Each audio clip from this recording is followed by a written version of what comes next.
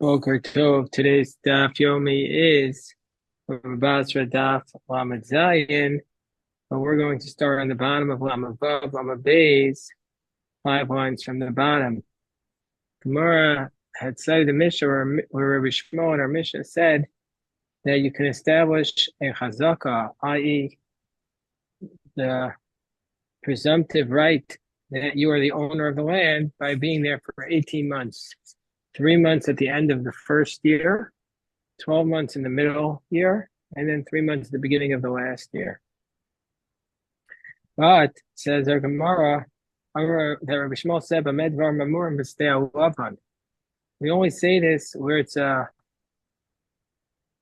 field of grain, i.e., there are no trees, and where they have the seasons that take 3 years, let's say, to grow the barley.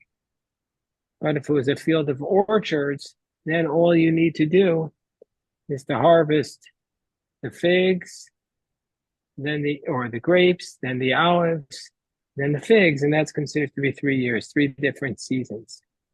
So from the fact that Rabbi Shmuel says this, you could do it in 1 year. And the Rabbanan argue and say, no, you need 3 years. But we anyway see that the Rabbanan don't argue about the basic idea of Rabbi Shmuel that a chazaka on one tree can work as a chazaka for the rest of the field, including for a different tree. That's a position that the Rabbanan agree with. They just say you need 3 years, but they agree that one tree can be a chazaka for a different tree in that field. That's what Abayi's chiddush is. Amar Abayi made Rabbi Shmuel from the fact that Rabbi Shmuel says that you harvest the olives, it could also be a chazaka for the grapes and the figs. So Nishma Rabbanan, and we learn that the Rabbanan agree with that aspect of it. So Hayu Shloshim Ilanos Mimata Asara Beisa. Let's say you have 30 trees in a field that's 3 saw big, so 10 trees for each base saw. And Acha Asara Zu B'Shana Zu Vasara Zu B'Shana Zu Asara B'Shana Zu, and you consume the fruit from 10 trees in the first year, 10 trees in the second year, 10 trees in the third year. Then Harezu Chazaka. Then it's going to be, even though you didn't take from all 30 in 1 year, since you took 10 from the first year, 10 from the second year, and different 10 from the third year, it's like you have a chazaka on all 30, on the entire field, on the entire field of 3 base saw. As the Gemara explains on top of Lamed Zayin Amar Aleph, Lavni Amar Rabbi Shmuel, didn't Rabbi Shmuel say, Chad Pere have a chazaka Kulei Pere? That didn't Rabbi Shmuel say that if you harvest one fruit, it's a chazaka for all the fruits in that field? Hachinami have a chazaka lahani, vahani, hachinami hani have a chazaka lahani, vahani have a chazaka lahani. These trees are chazaka for those trees, and these trees are chazaka for those trees, and that works. But the Gemara says 2 caveats. Vahani mile, this only works where the trees, the other trees did not blossom, they did not produce fruit of lafiku, but once they started producing fruit, below achol, and the person didn't harvest them, then lo have chazaka. Then he has not established chazaka on those trees. He hasn't established chazaka on the field because he would have gathered in the fruit if they were really producing fruit. And the second caveat is this is also only a circumstance where the trees were spread out throughout the land, that the trees were not all in one, like all 10 were not in one area, but the 10 in the first year were spread out, proportionally. So too in the second year, and so too in the third year.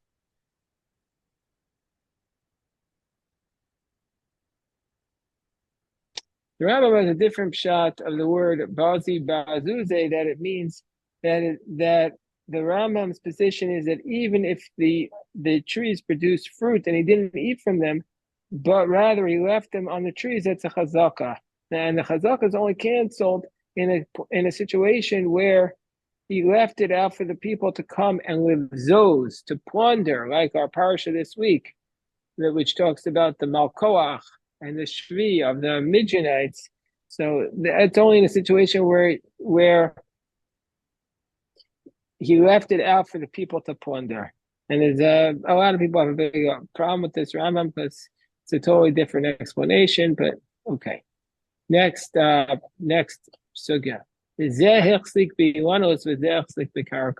So even though we're talking now where the presumption is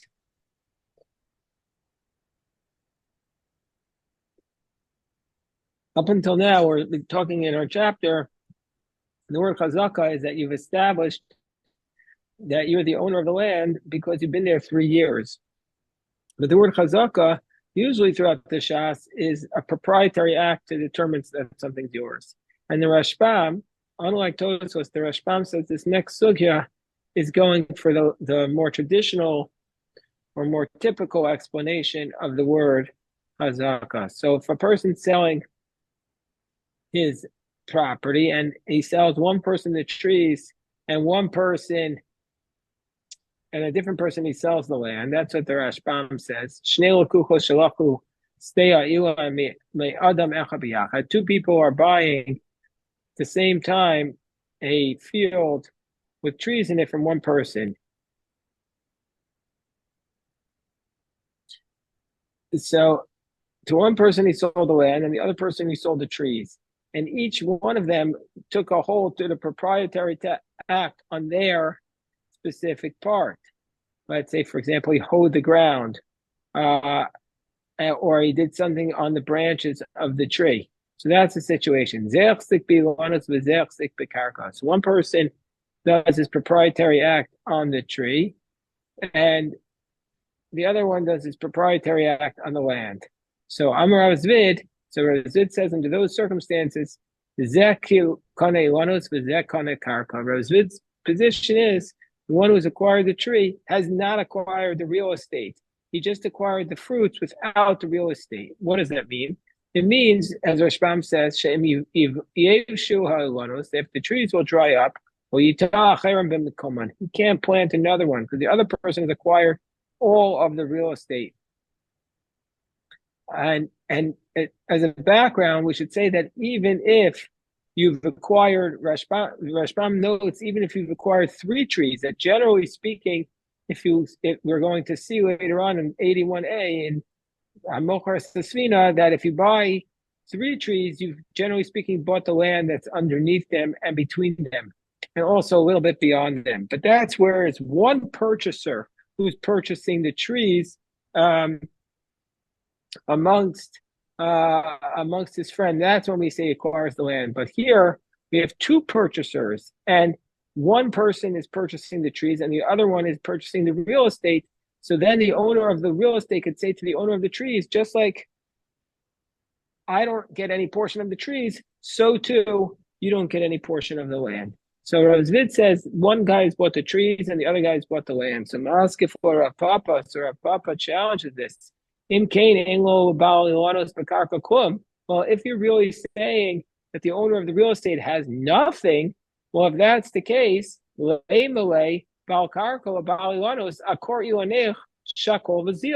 really has no ownership in the land at all, then why doesn't he just say to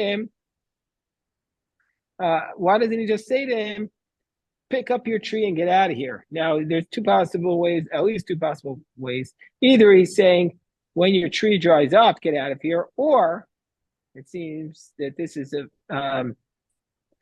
and this is another way to read it, and this is the way Tosfos is suggesting also, that even before it dries up, it says, you have no right to the land, then why don't you get out of here?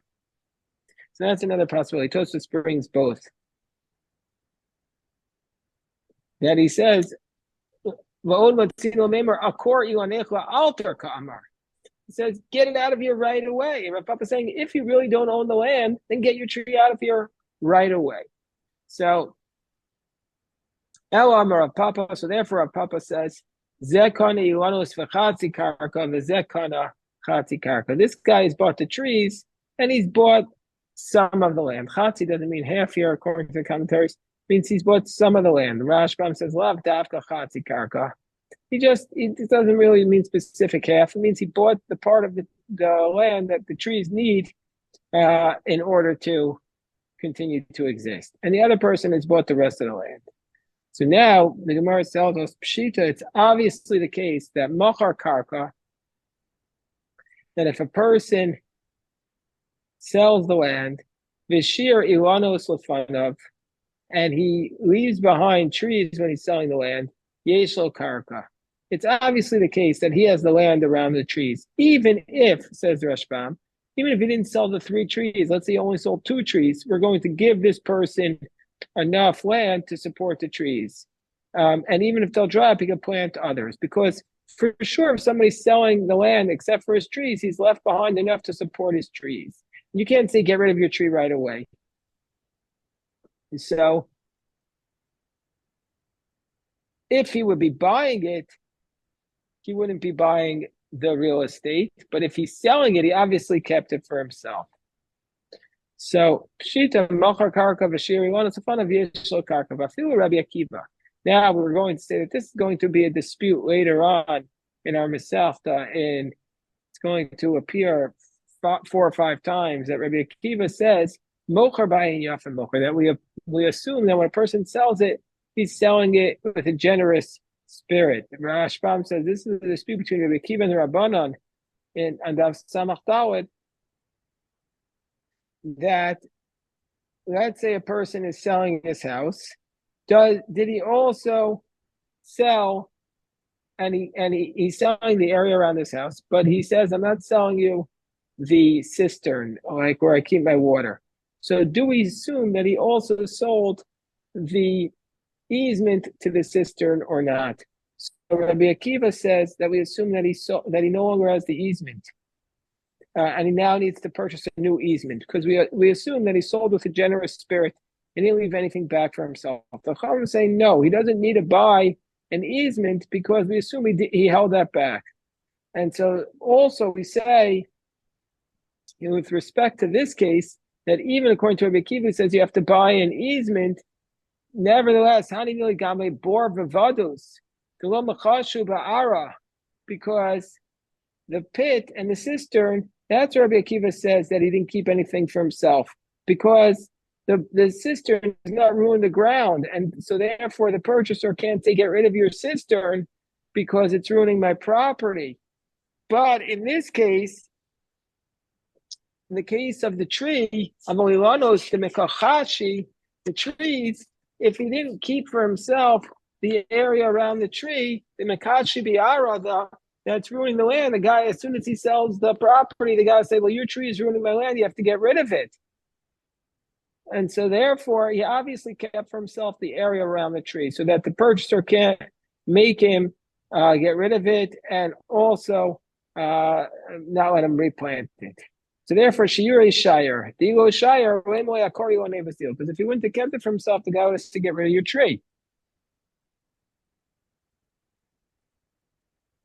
We're on the top of 37b, the second line. Machar Ilanos, but let's say the person sold the trees, Vishir Karka Lefanav. And when he sold the trees, let's say he sold 2 trees, and he left behind some of the land. To Rabbi Akiva and Rabbanan. This is the dispute according to Rabbi Akiva and the Rabbanan. So he sold 2 trees to the person, and the seller kept the land back for himself. So that's the dispute between Rabbi Akiva and the Rabbanan. According to Rabbi Akiva, the Amar Mochar B'ayin Yafa Mochar. According to Rabbi Akiva, says he sells with a generous spirit. Then we're going to say Islay. Then the purchaser is going to have the place of the trees to replant them, and we assume he bought the land. He bought the land around the trees. Whereas the Rabbanan, but according to Rabbanan, who say that person sells b'ayin ra, he's only giving to him the trees and not the land around it. He's not going to say that the purchaser has a portion of the land. And then if the trees dry up, he can't replant them. So the Gemara says, well, Rabbi Akiva is like, according to Rabbi Akiva, he says he has the trees and the area around it. Even according to Rav Zvid, who we said Rav Zvid says that Kani Lanas was that Kana Karka. That one person got the trees and the other one got the land. Even according to Rav Zvid, in this case, he's going to get the trees around the land around the trees. I feel Rav Zvid to Amar Einlo, even according to Rav Zvid, who says he doesn't get the trees around the land in that case. That's only where there are two people purchasing it. The Amar way that the guy who bought the land says, it's just like I have no portion of the trees. You don't have any portion of my land, and therefore you don't have the right to replant it. But here it's one guy selling the trees to somebody else, so he's selling with a generous spirit. Or according to the Rabbanon, we're going to say that he doesn't have the right to the land around the trees. Rav Papa, even according to Rav Papa, who says Yesh, so even according to Rav Papa, who says that the person who buys the trees at the beginning of our sugya today, if there's a guy selling to two people and he sells one the trees, that he's going to get the land around the trees. That's only where there's two purchasers. Because the person could argue, the purchaser of trees could say to the guy who purchased land, just like he sold it to you with a generous spirit, so to me. But in this case, the Rabbanan would say, you're not entitled to the land because we hold that you don't sell, the guy doesn't sell with a generous spirit, he sells with an ayin ra. So now the Gemara says, Amri Nar Dai. We're going back to the sugya that we've been discussing until now. The idea of how you establish a chazaka. And basically, just like we said that if there were 10 saplings in the area of a saw and 30 saplings in 3 saw, and you consume the produce of 10 saplings a year, 10 different saplings each year for 3 years, you've established a chazaka. But the people of Nardai, the Rabbanan of Nardai taught, Amri Nardai, Achon Ritzufin Ein Lo Chazaka. If he consumed the produce when it was Ritzufin, then is not a Chazaka. What's Achon Ritzufin? Rashbam says for these 30 trees, let's say they were planted 15 in one saw, then it's not a Chazaka. Mean to say he didn't plant 10 in one, 10 in the second saw, 10 in the third saw, but he put 15 in one saw. That's not a chazaka. Even if he ate from all of them for all 3 years. Why? Rashbam explains,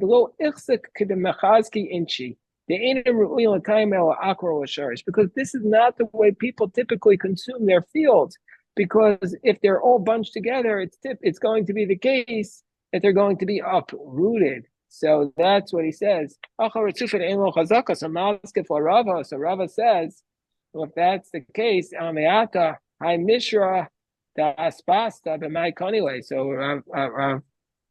Rava said, well, if all the stuff that's placed next to each other is going to be uprooted, so you can't have chazaka, what about a row of aspasta? Aspasta is like this animal fodder, like this vetch, that it's all planted together, and then you uproot it. Basically, you plant it, and then you uproot it every 30 days, and you plant new seeds. So if that's the case, but my kanilo, how are you going to acquire it? Because it's like these trees that are all planted together, and we know that you do require 3 years, but since it's meant to be uprooted, then how are you establishing a chazaka? Because it's not meant to be there.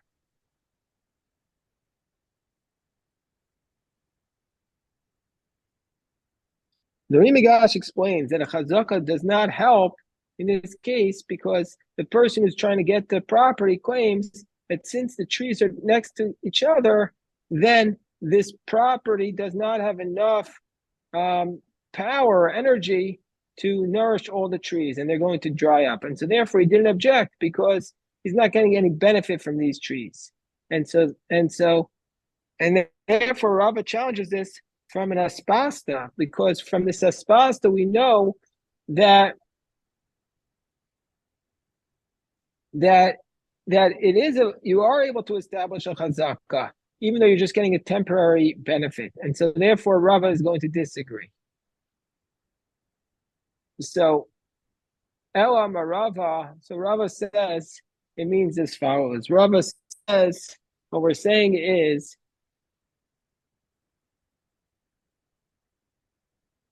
Machran Ritzufin, not Achar Ritzufin, not you consume them when they're all next to each other, but if you sold them, the trees when they're all next to each other. For example, you planted more than 10 in one base saw, and then you sold all these trees together, Ein Lo Karka, then the person has not acquired the portion of the land, meaning to replant them when these trees dry up.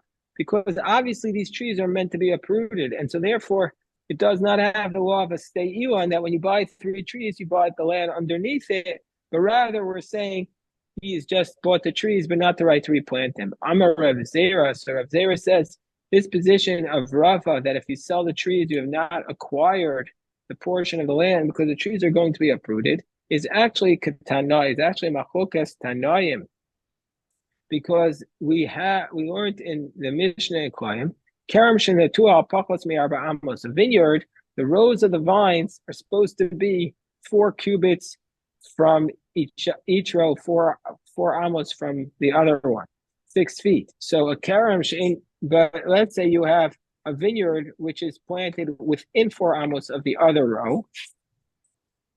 There's a mechokas amongst the Tanaim. Rabbi Shimon says Eino Karam. Rabbi Shimon says it's not a vineyard because those trees are meant to be uprooted, and so therefore those grapevines are meant to be uprooted, and so therefore, if he's going to plant a vegetable seed within 3 tefachim of one of these rows, it's not koyim because the grapevine is meant to be uprooted.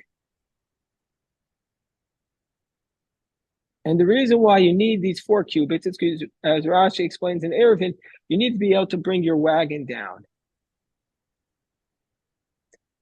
So the Chachamim say it is a karam.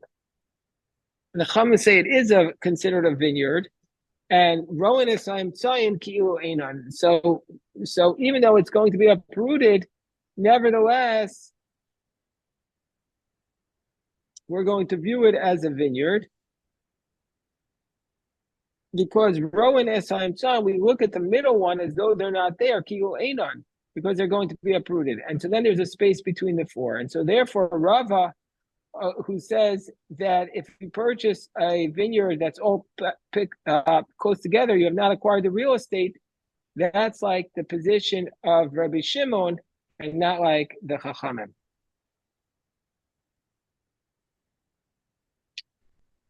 So